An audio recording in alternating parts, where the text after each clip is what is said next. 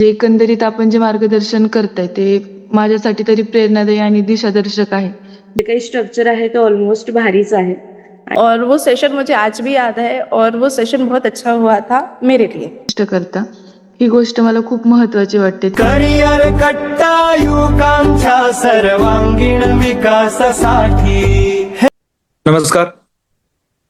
365 दिवसाच्या शिवसंकल्प व्याख्यानमालेचा आज 60 भाग पूर्ण होत आहेत आणि आपण यापूर्वी ठरवल्या पद्धतीनं आपलं आजचं सेशन हे फीडबॅकचं सेशन आहे. म्हणजे आतापर्यंत झालेल्या सेशनच्या बद्दल तुमची जे काही मतं असतील, यापुढे होणाऱ्या सेशनच्या बद्दल तुमच्या काही सूचना असतील तर त्या आपण सर्वांनी मांडाव्यात यासाठी हे सेशन आहे. आपल्या सगळ्यांचं मनपूर्वक या ठिकाणी स्वागत करतो आणि ज्यांना आपली मतं द्यायची आहेत त्यांनी हँड रेज करावं आणि बोलायला सुरुवात करावी विनंती.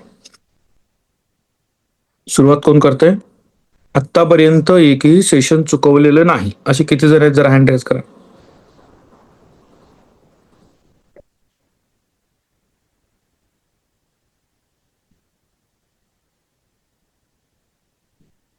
चला, 2 लोक सापडले आपल्या ह्याच्यात. ठीक, चालेल.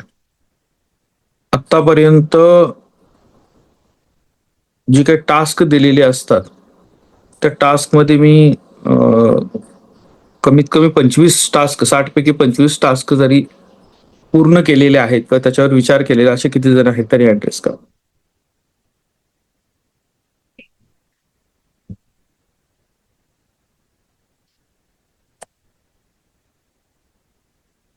ठीक, चल क्लिअर कर गया ऍक्शन. मला एका प्रश्नाचं उत्तर पाहिजे की आपण जे कॅटेगरी केलेली आहेत त्या कॅटेगरीमध्ये एखादी कॅटेगरी नको किंवा एखाद्या कॅटेगरीमध्ये अजून काही वेगळी कॅटेगरी ऍड करायला पाहिजे असं कुणाचं आहे का? कॅटेगरी माहित आहेत का तुम्हाला? 7 दिवसाच्या 7 कॅटेगरी कोण सांगेल? आपल्याला ही व्याख्यानमाला बंद करायची आहे का? मला थोडस असं वाटतंय की आपण ते कीर्तनाला आल्यासारखं सकाळी 6 वाजता ऑन करून बसतो आणि 6:25 ला या ठिकाणी बंद करतो. अशी जर परिस्थिती असेल तर हे फार काळ चालवणं काही चांगलं राहणार नाही आणि फीडबॅक सेशन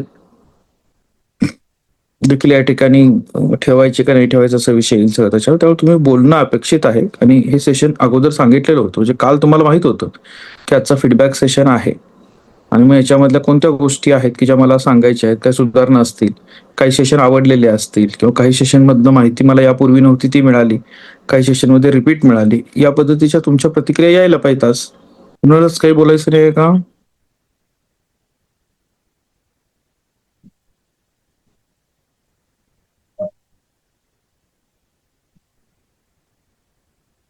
पर्जन्य. Hello, very good morning sir. Sessions तर खूप छान सुरू आहेत आणि आपण जी वेगवेगळी कॅटेगरी केलेली आहे ती पण अतिशय व्यवस्थित चालू आहे आणि ह्याच्यामध्ये बरेच विषय कव्हर होतात. सो हे जे काही स्ट्रक्चर आहे ते ऑलमोस्ट भारीच आहे आणि ह्याच्यामधून असं होतंय की आपण कॅटेगरी केल्यामुळे त्या जो वार असतो त्या दिवशी आम्हाला त्या संबंधित अशी वेगवेगळी माहिती मिळतीये. म्हणजे आता जे विषय खास करून अशी चर्चा त्याची केली जात नाही, तसे सगळे तुम्ही लैंगिक विषय सुद्धा आमच्यासोबत चर्चा करताय आणि त्याची आम्हाला खूप व्यवस्थित माहिती मिळतीये. त्यासोबतच इन्व्हेस्टमेंट रिलेटेड सब्जेक्ट्स असतील, हे आम्हाला अशी कोणी माहिती देत नाही. म्हणजे घरात सुद्धा आपण बघितलं तर इन्व्हेस्टमेंट रिलेटेड चर्चा काही अशी होत नसते. खास करून जे काही निर्णय असतात ते पालक घेत असतात, त्यांचं ते बघत असतात.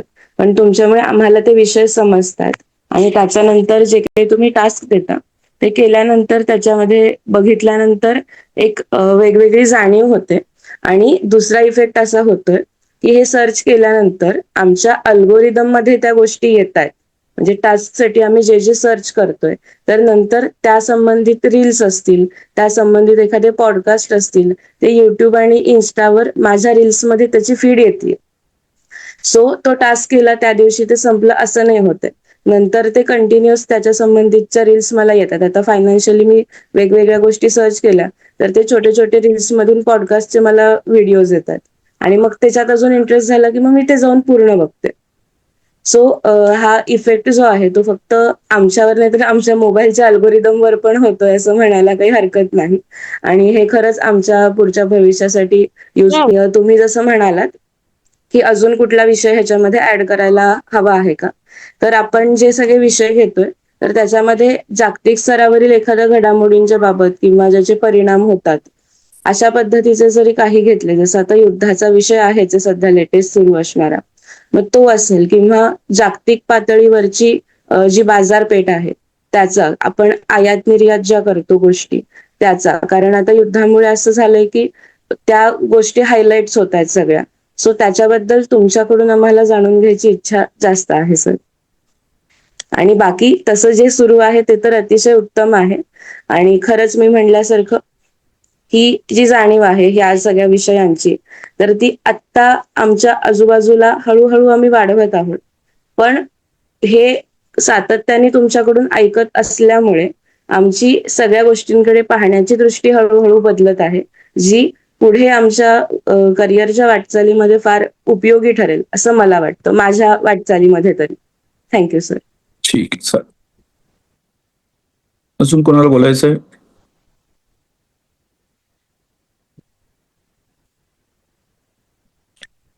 बघा, सजेशन फीडबॅक दिल्यामुळं हे सत्र तुमच्यासाठी जास्तीत जास्त उपयोगी बनवता येईल. नको असणाऱ्या गोष्टी त्यातल्या काढून टाकता येईल. उपस्थिती कमी होण्याचं कारण काय हे जर तुम्ही सांगितलं तर तो बदल करता येईल, हे लक्षात घ्या. ठीक आहे. काय कारण आहे सांगू शकाल का उपस्थिती कमी होण्याचं?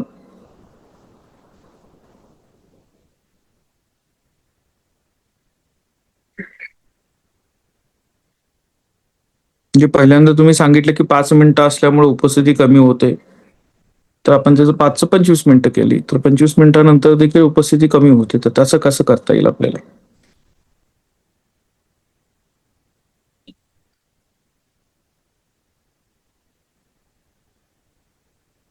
अजून कुणाला काही बोलायचं आहे?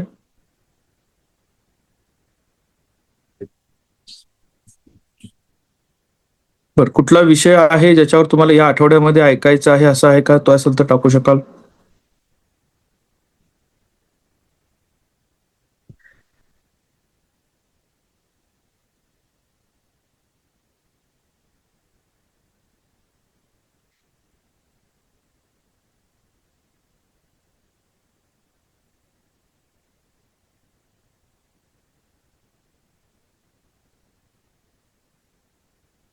गुड मॉर्निंग सर, वेदिका बोलतेय, बोलू का? हा. सर, मला फीडबॅक द्यायचा आहे. पहिलं तर जो काही आपला शिवसंकल्प हा उपक्रम चालू, तर जे काही दररोजचं मार्गदर्शन तुम्ही करताय, तर ते ऐकताना म्हणजे मी 2 वेळा ऐकते, एकदा आपल्या लेक्चरमध्ये पण आणि एकदा परत ड्राफ्टिंग करताना पण. तर जो काही प्रत्येक विषय आपण मांडताय, तर तो इतक्या सोप्या आणि स्पष्ट पद्धतीने मांडताय की समजेल अशा पद्धतीने समजून सांगताय, म्हणजे तो थेट आयुष्याशी कनेक्ट होतोय. पण आपण फक्त थेअरी न सांगता त्यामागचा प्रॅक्टिकल अप्रोच किंवा माइंडसेट किंवा रिअल लाईफ मध्ये त्याचा कसा उपयोग आहे हे स्पष्ट करता. ही गोष्ट मला खूप महत्वाची वाटते. त्यामुळे प्रत्येक सेशन नंतर काहीतरी नवीन विचार करायला आणि स्वतःमध्ये सुधारणा करायला मला तरी प्रेरणा मिळते. विशेषतः आपण जेव्हा उदाहरणाद्वारे समजून सांगता किंवा आपल्या अनुभवांतून काही मुद्दे मांडता, तेव्हा विषय अजून स्पष्ट आणि लक्षात राहणारा होतो. तसेच काही युवकांच्या समस्या असतील आणि त्यांची मानसिकता समजून घेत मार्गदर्शन करता तुम्ही, त्यामुळे सेशन अधिक मला रिलेटेबल वाटतात. या उपक्रमामध्ये डिसिप्लिन, कन्सिस्टन्सी आणि पॉझिटिव्ह थिंकिंग वाढण्यास नक्कीच मदत होत आहे. म्हणजे मला होती म्हटल्यानंतर इतर विद्यार्थ्यांनाही होत असेल. म्हणजे सकाळच्या सेशनमुळे दिवसाची सुरुवात चांगली होतीये, मोटिवेट होते मी स्वतः तरी. म्हणजे एकंदरीत आपण जे मार्गदर्शन करताय ते माझ्यासाठी तरी प्रेरणादायी आणि दिशादर्शक आहे. ज्या अशाच प्रकारचं मार्गदर्शन आम्हाला मिळत राहू ही विनंती. सर, माझं फक्त एक विषयाबद्दल मला ह्या आठवड्यात ऐकायला आवडेल की लोनलीनेस म्हणजे एकटेपणा कसा सांभाळायचा, या विषयावर मला ऐकायला आवडेल. तर एवढे बोलते आणि थांबते. थँक्यू. चालेल. अजून कोणाला बोलायचं आहे?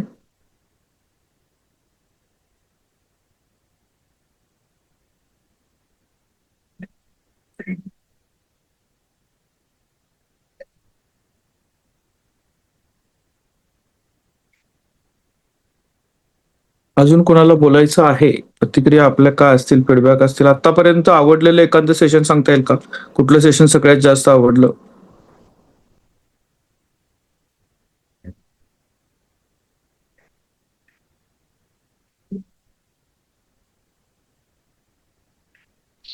सर नोट्स मेकिंगचं सेशन आवडलं होतं. म्हणजे त्या टिप्स मी कधी पहिले ऐकल्या नव्हत्या, तर तुमच्याकडून त्या ऐकायला मिळाल्या. चालेल, ठीक आहे. पर्जन्य? तर वुमन्स डेच्या दिवशी जे तुम्ही सेशन घेतलं होतं ते मला जास्त आवडलं. काय होता विषय वुमन्स डेचा जो आवडण्यासारखा? म्हणजे काय मला रिकॉल करता येईल असं? त्याच्यामध्ये बरेचसे तुम्ही इन्सिडेंट सांगितले होते आणि सोशल माइंडसेट जो होता मेन्स आणि वुमेन्सचा, मग तिथलं वॉशरूमचं एक तुम्ही उदाहरण दिलं होतं एअरपोर्टवरच्या. मग तिथे बाळाला दूध पाजण्यासाठी किंवा डायपर बदलण्यासाठीची जी सोय असते तर त्याबाबत. आणि आता दुसरीकडे आपण सिंगल पॅरेंटिंग बघतोय, तर जे पुरुष असतात ते सुद्धा सिंगल पॅरेंट होण्याच्या दिशेने वाटचाल करतात. पण तशी समाजाची अजून भूमिका चेंज झालेली नाहीये. जे डायपर सेक्शन वगैरे असतं ते इकडे नाहीये. तर हे असे जे रिअल लाईफ इन्सिडेंट्स तुम्ही सांगितले, तुम्ही पाहिलेले, तर त्यामुळे तो एक असं ट्रिगर पॉइंट ठरला की एवढं पण आहे सध्या समाजात. चालेल, ठीक आहे. नेक्स्ट कोण बोलतोय? नीलाक्षी? गुड मॉर्निंग सर, मुझे वो सेशन अच्छा लगा था जिसमें आपने ट्रैफिक रूल्स के बारे में आपने बताया था. हम 18+ है, लेकिन हमको उस चीज़ के बारे में अभी तक कुछ भी नहीं पता था. इन द सेंस बहुत कम पता था, और वो सेशन मुझे आज भी याद है, और वो सेशन बहुत अच्छा हुआ था मेरे लिए. Thank you. ठीक आहे, थँक्यू.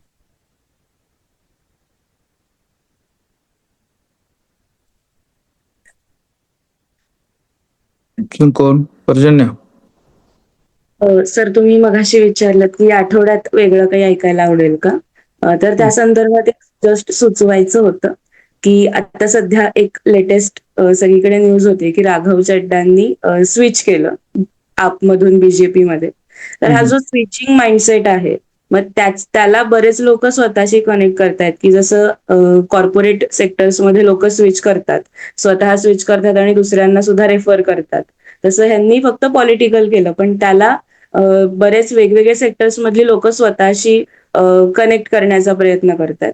तर हा जो एक स्विचिंग माइंडसेट आहे, मग करिअर स्विच असेल किंवा कंपनी स्विच असेल, तर अशा बाबतीत तुमचे जे विचार आहेत ते आम्हाला ऐकायला आवडतील.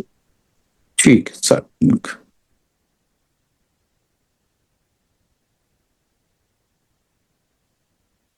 अजून कुणाला बोलायचं आहे का?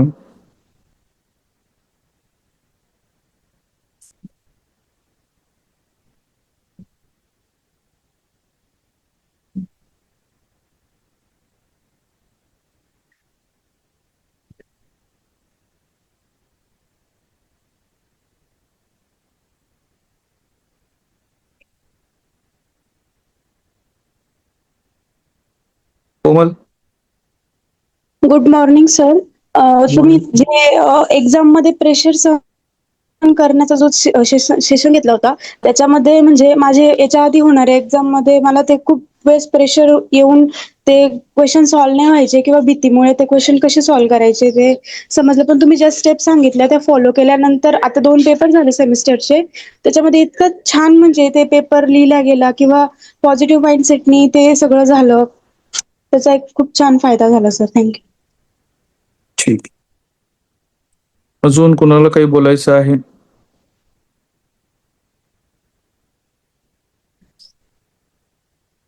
तुम्ही दुरुस्ती सुचवणं गरजेचं आहे, मला असं वाटतंय. लक्षात घ्या, दुरुस्ती सुचवली पाहिजे म्हणजे त्याला अजून आपल्याला इम्प्रोव्हाइज करणं शक्य होईल. तुम्ही जे सांगता त्याच्यामध्ये.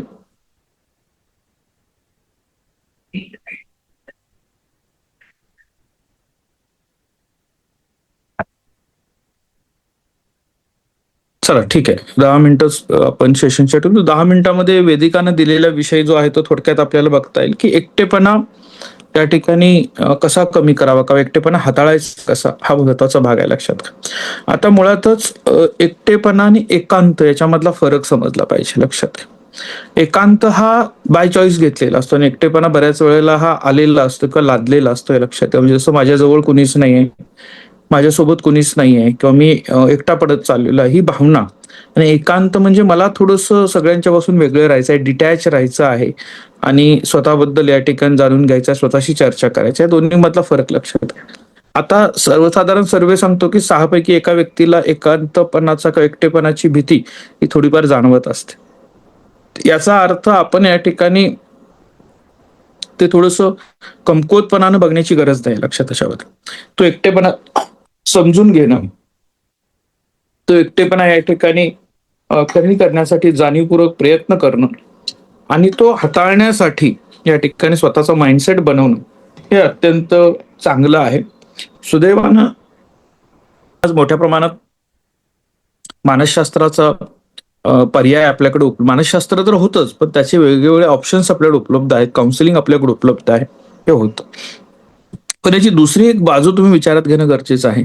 एकटेपणा हा पाठीमागच्या पिढीमध्ये असं म्हटलं जायचं की रिटायरमेंट झाल्यानंतर किंवा या ठिकाणी बाजूला जसं पडत गेलो कुटुंबामध्ये आणि मग दोघांपैकी एक, नवरा बायकोंपैकी एक जण सोडून गेला किंवा या ठिकाणी आजार निघून गेला आणि मागे राहिलंय त्याला एकटेपणा, किंवा मुलं परदेश शिकायला गेली तर ते एकटेपणा. मला या ठिकाणी सर्वांच्या मध्ये मिसळावं असं वाटत नाही, मला मिसळून घेतलं जात नाही. लक्षात, म्हणजे प्रत्येक वेळी एकटा असं असणं वाईट नाही, पण ज्या वेळेला मनातच आपल्याकडे या ठिकाणी थोडंसं आपण खचल्याची, तुटल्याची भावना निर्माण होणं म्हणतो ना त्याच्यामध्ये, तर हे या ठिकाणी थोडंसं चिंताजनक आहे हे लक्षात. एकटेपणा का वाढतो त्याची अनेक कारणं असतात. म्हणजे नव्या ठिकाणी स्थलांतर, मित्रापासूनचा दुरावा, नात्यातला ताण, अपयश, बेरोजगारी, कुटुंबामध्ये असणारा तणाव, सोशल मीडियावर इतरांचं असणारं परिपूर्ण जीवन बघून कंपॅरिझन वाटायला लागतं आपल्याला, मानसिक ताणतणाव येतात. आणि या दोन्ही गोष्टी या सगळ्या गोष्टी ज्या आहेत त्याचा परिणाम कुठं होतो याचा त्याच्यामध्ये की आपल्या जीवनामध्ये आलेला आजारपण, आर्थिक अडचण, भेदभाव, एकटं राहणं, संसाधनांचा अभाव आणि थोडंसं असमतोल डिजिटल वापर ज्याला म्हणतो आपण, त्याला जास्त मोबाईलचा वापर करणं किंवा डिजिटल प्लॅटफॉर्मवर जास्त राहणं, ही कारणं. म्हणजे तुम्ही शेजारी मित्रमैत्रीण बसलेले असतात पण तुम्ही मोबाईलमध्ये डोकं घालून बसलेला असता. सगळ्यात मोठी अडचण आता ती आहे लक्षात घ्या की मला गॅझेट मधून बाहेर डोकं काढायला वेळ मिळत नाही म्हणून मी एकटा पडत चालतो. जगात काय चाललंय मला काहीच माहित नाही. म्हणजे आपण अभिमान बऱ्याचदा सांगतो मला फक्त मोबाईल चार्जिंग आणि वायफाय मिळाले ना, जगात काही घडलं तर मला काही फरक पडत नाही, मी कुठेही राहू शकतो. आता फक्त मोबाईल चार्जर आणि वायफाय मिळालं तर मी जगात कुठेही राहू शकतो, याचा अर्थ समजतो का? म्हणजे डिजिटली आपण कनेक्ट राहतो आणि मग जगापासून, रिअल वर्ल्ड पासून आपण या ठिकाणी डिटॅच होत चाललेलो आहोत. हे एक त्याचं कारण आहे लक्षात. परिणाम काय होतात एकटेपणाचा, त्याचा फक्त मनावरच नाही तर शरीरावर देखील परिणाम व्हायला लागतो लक्षात. म्हणजे सामाजिक दृष्ट्या तुम्ही डिटॅच जर झालात त्याच्यामध्ये तर आपल्याला फ्रस्ट्रेशन येतं, आपल्याला जास्त चिंता वाटायला लागते, आत्महत्येचा विचार या ठिकाणी बऱ्याच वेळेला यायला लागतो. आपण त्याला काय म्हणतात की हृदयरोगचा स्ट्रोक येऊ शकतो, टाईप 2चा मधुमेह, स्मरणशक्तीवर परिणाम आणि अकाली मृत्यूपर्यंत याचे गंभीर परिणाम देखील होत असतात लक्षात घ्या. आणि याचा परिणाम अभ्यास, काम, आत्मविश्वास, निर्णय क्षमता व्हायला लागतो. एकटेपणाची व्यक्ती हळूहळू लोकांपासून दूर जायला लागते आणि समस्या वाढायला लागतात. एकटेपणा ही दुर्लक्ष करण्याची गोष्ट अजिबातच नाही लक्षात घ्या. ती ओळखणं वेळेवर हे गरजेचं आहे. आता ती कमी करण्यासाठी काही व्यवहारी उपाय, याच्यातला एक भाग की संवादाची छोटी सुरुवात करा. म्हणजे कसं आहे त्याच्यामध्ये की मला कोणीतरी फोन करेल आणि विचारपूस करेल याच्यापेक्षा तुम्ही फोन करायला सुरुवात करा, मेसेज करायला सुरुवात करा, बोलायला सुरुवात करा, जे समोर भेटतायत त्यांच्याशी बोलायला सुरुवात करा, हाय हॅलोनी सुरुवात करा. आता गप्पांना विषय नाही आहेत, हा एक मोठा प्रॉब्लेम आहे लक्षात घ्या. म्हणजे तुम्ही 4 मित्र एकत्र बसलात की कशावर बोलायचा हा प्रश्न येतो.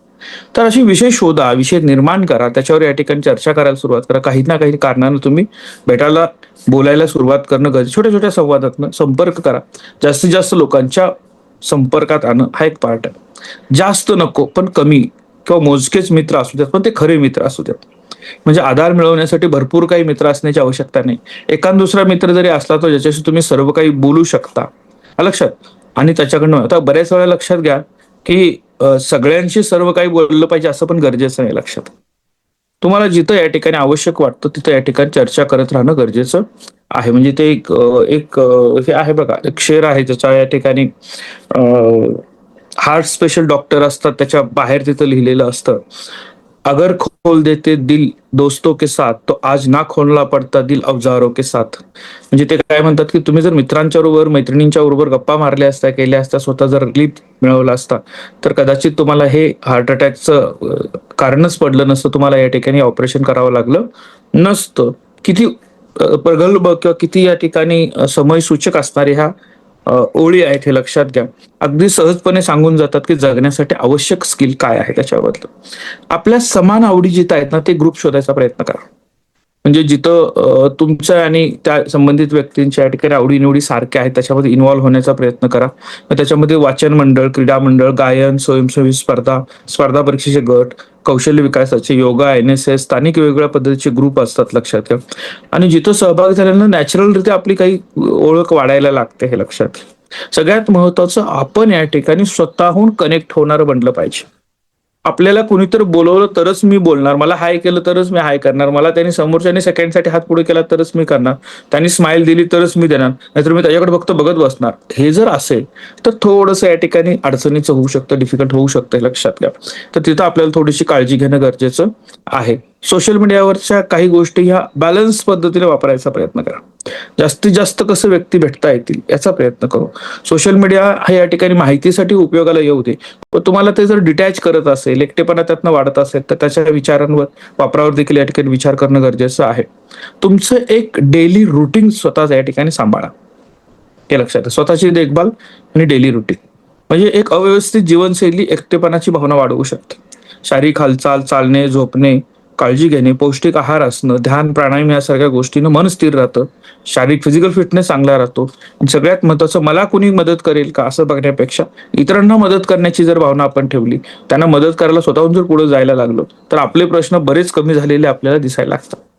आता तुम्ही इमोशनल इंटेलिजन्सचे कोर्सेस करता, 11 वाजता पुन्हा जॉईन होणार आहात, तर तुम्हाला काय नेमकं वाटतंय त्याला नावं द्यायला शिका. म्हणजे त्या भावनांना या ठिकाणी नाव, मला रिकामेपणा वाटतो, मला कुणी समजून घेत नाही, मी लोकांपासून मुद्दाम दूर जातोय, ही भावना स्वीकारण्याची पहिली पद्धत म्हणजे काय, तर पहिल्यांदा ते ऍक्सेप्ट करणं, काय आहे ते लिहिणं, त्याच्यामध्ये मदत मागणं म्हणजे या ठिकाणी कमजोरी अजिबात नाही लक्षात घ्या. म्हणजे मला कसं तरी होतंय पेक्षा या ठिकाणी मला आता कोणाशी तर बोलायचं आहे, मला आता या ठिकाणी ह्या गोष्टी एक्सप्रेस करायच्या आहेत, हे थोडंसं मागणं म्हणजे तुमचा वीक पॉइंट असतो असं अजिबात होत नाही. पण ती व्यक्ती तुम्हाला योग्य निवडता यायला पाहिजे हे लक्षात घ्या. त्यामुळे तुम्हाला या ठिकाणी अशा वेळेला समुपदेशक, मानसशास्त्रज्ञ, डॉक्टर, शिक्षक, विश्वासू कुटुंबीय यांची मदत या ठिकाणी घेता येऊ शकते हे लक्षात घ्या त्याच्या बाबतीत. त्यानंतर विद्यार्थ्यांसाठी म्हणजे आपण या ठिकाणी छोटेसे एक टास्क करू शकतो. पहिलं काम, एक जुने मित्र, नातेवाईक जे भेटत नाहीत त्यांना एखादा कॉल करा.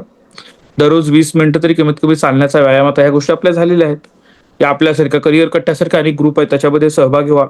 सोशल मीडियाचा वापर या ठिकाणी एक 50-60 मिनिटांनी, 1 तासाने कमी करता येईल का, आता जो करताय त्यापेक्षा, याचा प्रयत्न करा. तुमच्या भावना लिहायला शिका हे लक्षात त्याच्यामध्ये. इथं दुसरी गोष्ट महत्वाची आहे, लिहायला शिका म्हणत असताना, लिहित असताना ते त्याची प्रायव्हसी मेंटेन राहील याचीही काळजी घ्या. मदत करायला शिका कुणाला तरी. आणि पुढच्या आठवड्यात लोकांशी जोडण्याचे उद्दिष्ट ठरवा. म्हणजे मला नवीन लोक जोडायचे आहेत, नवीन लोकांच्यावर मला संपर्क साधायचा आहे, हे या ठिकाणी होऊ शकतं. म्हणजे गर्दीत असूनही मला एकटे वाटतं का याचा विचार करा. सोशल मीडियावर जोडलेले आहेत ते आपण या ठिकाणी इतरांपासून, रिअल वर्ल्ड पासून लांब घेऊन जाते का याचा विचार करा. एकटेपणा कमी करण्यासाठी आजपासून जे काही मी 5-6 टप्पे सांगितले त्या टप्प्याला सुरुवात आपण करू शकतो हे लक्षात त्याच्याबद्दल. सगळ्यात महत्वाचं आहे, करिअर कट्ट्याच्या वतीनं 1 मेला आपण जसं तुषाबा शिंदे सरांचं या ठिकाणी एक सेशन संपतंय आणि राजीव नंदकर सरांचं सेशन चालू होणार आहे, तसंच पुढच्या कालावधीमध्ये महाराष्ट्रामध्ये विद्यार्थ्यांसाठी, खास करिअर कट्ट्याच्या विद्यार्थ्यांसाठी मानसोपचार तज्ज्ञ जे आहेत किंवा जे या ठिकाणी सायकोलॉजिकल कन्सल्टन्सी देऊ शकतात, असं एक पॅनल तुमच्यासाठी उपलब्ध करून देतोय, एक हेल्पलाईन तुम्हाला उपलब्ध करून देतोय. आणि दररोजचे काही तास आपण देणार आहोत की ज्या वेळेमध्ये तुम्हाला कधीही कुणाला काहीही बोलायचं असेल, संवाद साधायचा असेल, माहिती घ्यायची असेल तर ते काउन्सिलर तुमच्यासाठी उपलब्ध असणार आहेत. तर आजचं सेशन आपण या ठिकाणी इथंच थांबवूया. पुन्हा आपण या ठिकाणी नवीन विषय असेल उद्या भेटूया. आजच्या दिवसासाठी तुम्हाला मनपूर्वक शुभेच्छा. धन्यवाद.